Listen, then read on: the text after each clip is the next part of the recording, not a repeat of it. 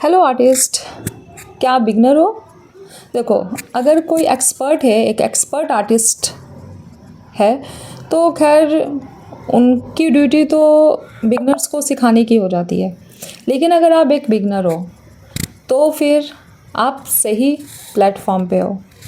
तो hello friends, मैं खुशबू और ये मैं फर्स्ट पोर्ट्रेट बना रही हूँ जो आप सभी के साथ शेयर कर रही हूँ। यहाँ मैंने चारकोल का यूज़ किया है, जो कि मैं फ़र्स्ट टाइम यूज़ कर रही हूँ। मेरे लिए बहुत ही अननोन था चारकोल, लेकिन मैंने सोचा कि नहीं, कहते हैं ना, डर के आगे जीत है, चलो चारकोल पर प्रैक्टिस की जाए। तो यहाँ आप देख सकते हो, ये चारकोल है जिससे मैं शेडिंग कर रही हूँ। और बनने के बाद खैर मुझे तो ठीक ही लगा। अब आई डोंट नो आप लोगों को कैसा लगेगा। फ्रेंड्स, मुझे कमेंट करके ज़रूर बताना कि मैं नहीं कह सकती कि मैं बहुत बड़ी आर्टिस्ट हूँ। हाँ, बिगनर भी नहीं हूँ, नहीं, बीच बीच का आप मुझे समझ सकते हो, मॉडरेट आप समझ सकते हो, मॉडरेट वाली कैटेगरी में मैं आती हूँ। तो अगर आप एक बिगनर हो, अगर आप आर्ट लवर हो और आप बस टाइम पास में कभी कभार ड्राइंग बना लेते हो, तो आप मेरे यूट्यूब फैमिली के मेंबर ज़रूर बन जाना। क्योंकि यहाँ पर मैं आप सबको, जो बिगनर्स है स्पेशली, उनके लिए मैं बहुत ही इंटरेस्टिंग चीज़ें लेकर आ रही हूँ।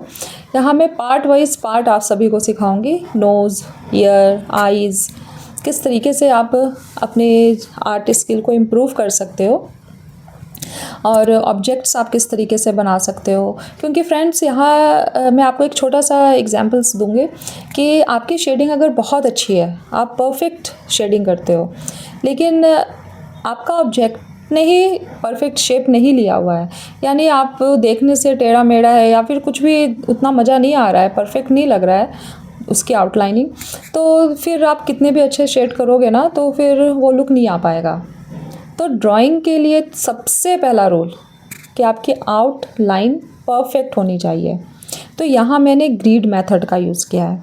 ग्रिड मेथड पे भी मैं फ़र्स्ट टाइम ही काम कर रही हूँ। तो मैंने सोचा कि चलो रामनवमी के अवसर पर राम जी का बाल स्वरूप मैंने लिया और चलो शुरू हो जाए। अब आप इसे कुछ भी समझ सकते हैं, क्यूट बेबी समझ लो या फिर श्री राम जी का बाल स्वरूप समझ लो, जैसी आपकी श्रद्धा हो। तो फ्रेंड्स, अगर आपको एक परफेक्ट पोर्ट्रेट बनाना है ना, तो यहाँ पर ग्रिड मेथड का आप यूज़ करना, क्योंकि यहाँ पे गलती की गुंजाइश थोड़ी कम हो जाती है। और फिर ये तो आप जानते ही हो ना, किसी भी काम में एक्सपर्ट बनने के लिए हमें प्रैक्टिस करनी ही पड़ती है। ऐसा नहीं है कि आप एक दो बार कोई काम करके परफेक्ट बन जाओगे। जितनी प्रैक्टिस करोगे आपकी स्किल उतनी ही बेहतर बेहतर बेहतर होती ही जाती है। तो प्रैक्टिस प्रैक्टिस प्रैक्टिस, यहाँ हमें सिर्फ प्रैक्टिस करनी है। तो आप भी प्रैक्टिस करो मेरी तरह। मैं भी बहुत प्रैक्टिस करती हूँ, तब जाकर मैं यहाँ तक पहुँची हूँ, पर अभी मुझे और भी परफेक्ट बनाना है। तो यहाँ पर मैं आइज़ ड्रॉ कर रही हूँ। ये आइज़ ड्रॉ करना, ये कहते हैं ना कि किसी भी पोर्ट्रेट में ना आइज़ जो हमारी, या फिर हमारे फेस पे भी जो हमारी आइज़ है ना, जो हमारी आँखें हैं, वो हमारा आईना होता है। तो अगर आपकी आइज़ बहुत अच्छी बन जाती है ना, तो वो उस पोर्ट्रेट में एक अलग सी जान आ जाती है। तो आप एक अच्छी आइज़ कैसे बना सकते हैं, मैं इसकी सीरीज़ लेकर आऊँगी। तो अगर आपको सीखना है तो आप मेरे चैनल को सब्सक्राइब कर लेना।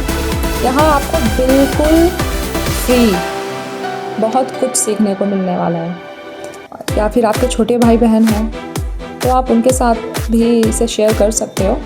तो फ्रेंड्स, ये मेरा इंट्रोडक्शन वीडियो था। पहले भी मैंने एक दो डाला हुआ था, बस यूँ ही डाल दिया था।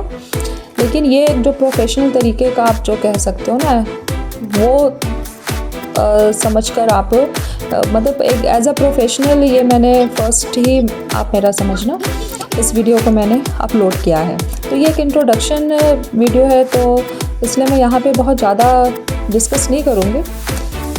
आगे अगर आप मेरे YouTube फैमिली के मेंबर बनते हो तो फिर हम बहुत अच्छी अच्छी बातें करेंगे। आपके भी आर्ट वर्क हम देखेंगे, शेयर करेंगे। अगर आप एक आर्टिस्ट हो तो आप भी अपना आर्ट वर्क हम सभी के साथ शेयर करना। हो सकता है मैं भी आप सबसे कुछ सीख लूँ। तो लास्ट तक आप इस पोर्ट्रेट को देखना और बताना कि आपको ये पोर्ट्रेट कैसा लगा, और मुझे कमेंट करके ज़रूर बताना। और अगर आपको ये वीडियो थोड़ी भी अच्छी लगे ना तो शेयर कर लेना वापस सेव कर लेना। ओके, तो मिलते हैं नेक्स्ट वीडियो में। Bye bye.